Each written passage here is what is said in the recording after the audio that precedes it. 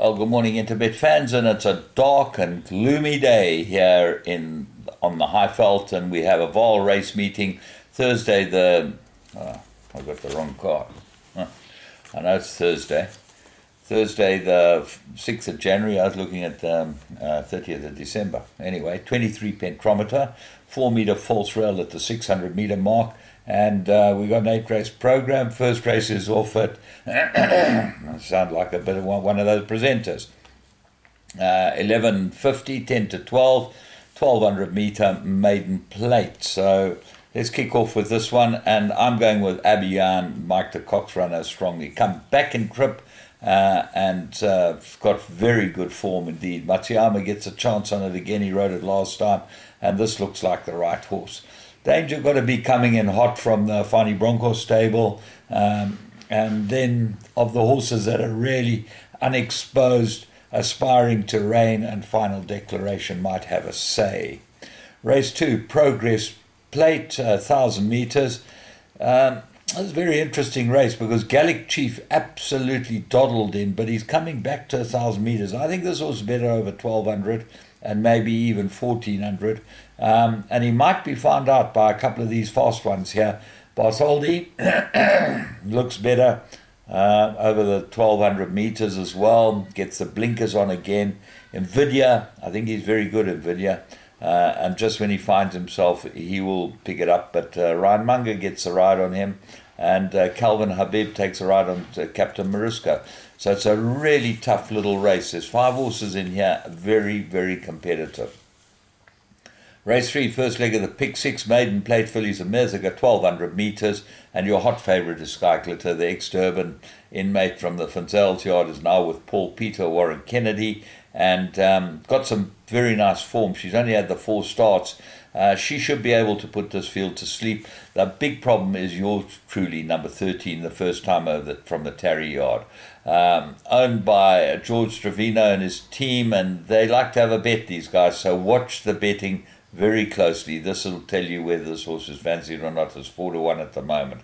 Angel's Wish didn't run a bad first run. Raising a Storm run 2 fair races. So both of them look like they might have some sort of chance in this race. And then Namib Ruus, I think, is best over the 1,000 meters and gets a 4 kilogram claim. And Little Wahoo, best run was 1,000 meters as well. Cover Me in Sunshine. Obviously got issues. Petunia definitely comes into the race with some sort of chance with Kamala teaming up with Chris Yonka.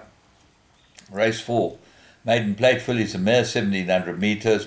I'm going with Maria's World. I think Mike the Cock probably have a double on the day. I like the 2 runners he's got there. He might have more. He's got something later on that I like as well.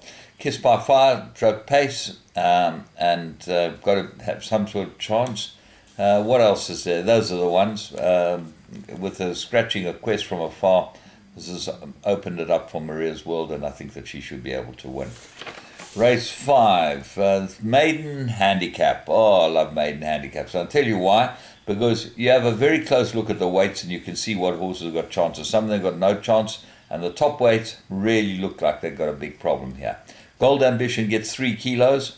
He comes into the race with a huge chance, gets the blinkers on, will go well.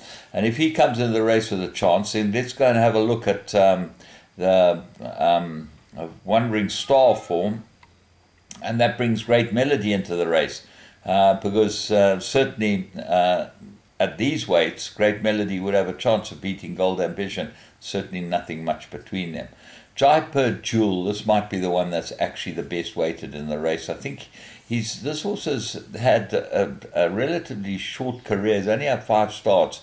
But Mike the Cock had the temerity to run him in a handicap 2 runs ago, run before last, and he ran pretty well. And then he went 2-4, which was probably too far for him. Come back and trip. Diego de Gavert gets a chance on him. De Gavert, good golfer, hits the ball a bloody mile for Lighty. And he gave me a proper hiding yesterday. But don't worry, I made a birdie on the last just to get out of the trouble. So there's always another day. Remember, it's not so easy to beat the good thing on the golf course. Race 6, Merit rated handicap 88, 1,400 meters. Fantastical looks to me to be the best in the race. Needed its last start, good form, 1 from 1, course and distance, on the course at least. Kamalo on it, there's lots to like about it, but not all cut and dried. Suited Connector looks ready, 12 to 1 is a big price for this horse, head of the speed rating, will go well. Mike de Kock's got 2 in here, Power Ranger and Battle of Trafalgar. I liked Battle of Trafalgar last time, he showed nothing. Might improve. Matsuyama back aboard him. Power Ranger, 2 very good runs, and if you look at the weights with Suited Connector on the Stone Cold run, he's got a very good chance, Power Ranger. He'll go well here.